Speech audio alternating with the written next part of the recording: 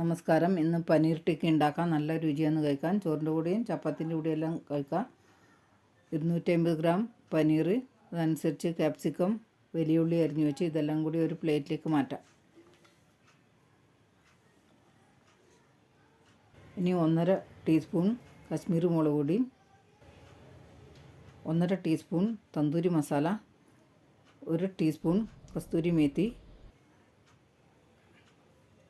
1.5 teaspoon garam മസാലയും 1 teaspoon ഇഞ്ചി വെളുത്തുള്ളി പേസ്റ്റ്, 3 ടീസ്പൂൺ തൈരും കുറച്ച് ചെറുനാരങ്ങ നീരും ഒഴിച്ച് കൊടുക്കുക. ആവശ്യത്തിന് ഉപ്പും ചേർത്ത് നല്ലപോലെ ഒന്ന് മിക്സ് ചെയ്ത് വെക്കാം. ഒരു 10 മിനിറ്റ് ചേർത്തിന്. ഇപ്പം 10 മിനിറ്റായി. മസാലയെല്ലാം പിടിച്ച് സെറ്റായി. ഇനി അടുപ്പത്ത് പാൻ വെച്ച് ഓയിൽ ഒഴിച്ച് കൊടുക്കാം. ഗ്യാസ് മീഡിയം ഫ്ലെയിമിൽ വെക്കണം.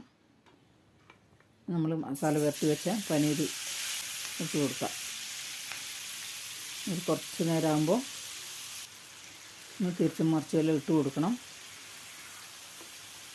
ക്യാപ്സിക്കവും ഉള്ളിയിലൊന്ന് വാടി വന്നാൽ മതി.